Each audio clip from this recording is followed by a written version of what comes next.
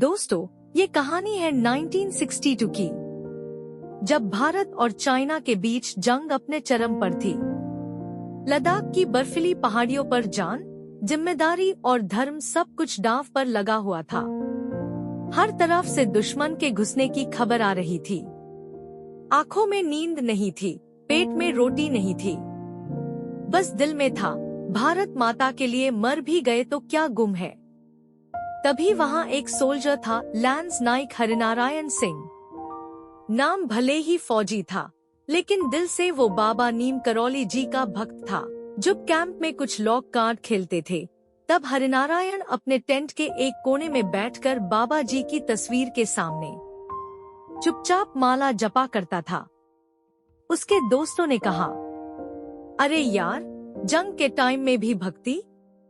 हरिनारायण सिर्फ मुस्कुरा करके कहता, जंग जीतने के लिए हथियार चाहिए, लेकिन जिंदा लौटने के लिए बाबा जी का आशीर्वाद चाहिए।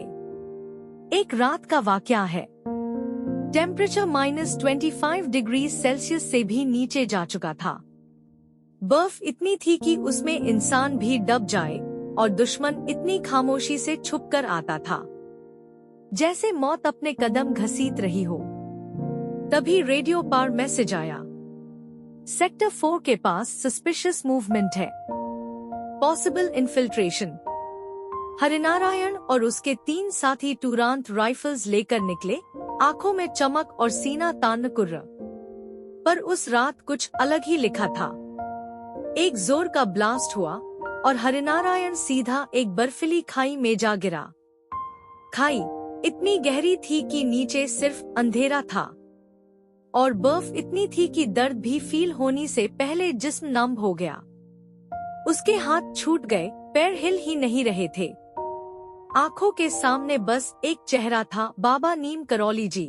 उसने बाबा को याद किया और बोला, बाबा, अगर आप मुझे देख रहे हो तो मुझे निकाल लो यहाँ से।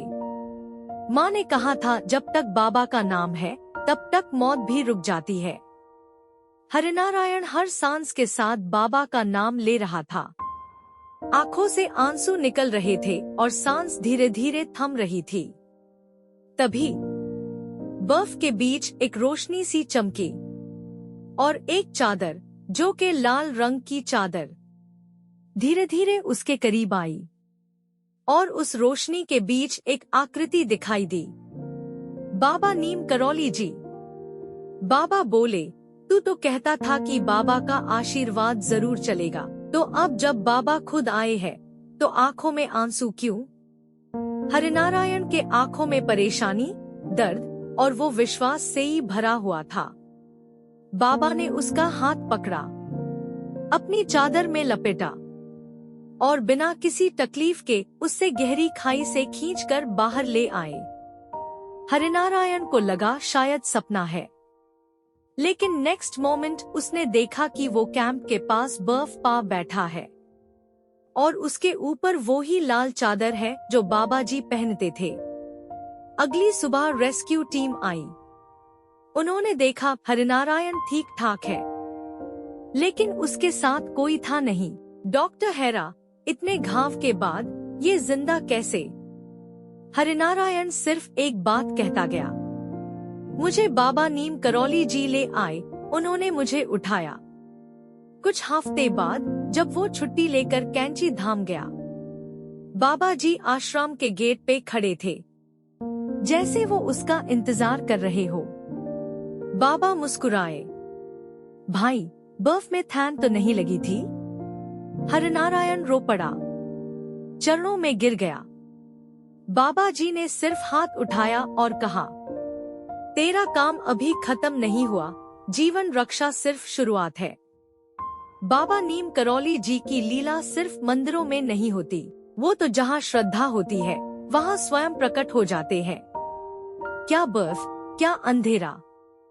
जब नाम है नीम करौली बाबा का, तो मौत भी झुक जाती है और जिंदगी एक नई रोशनी पा जाती है। जय बाबा नीम करौली महाराज जी की। अगर आप भी उनकी शरण में हैं, तो हर संकट में एक रोशनी जरूर मिलेगी। अगर वीडियो पसंद आए हो तो लाइक करें, कमेंट करें और सब्सक्राइब जरूर करें। ऐसी ही और लीला सुनने के लिए लॉजिक माफिया के साथ जुड़े रहिए। जय बाबा नीम करौली जी।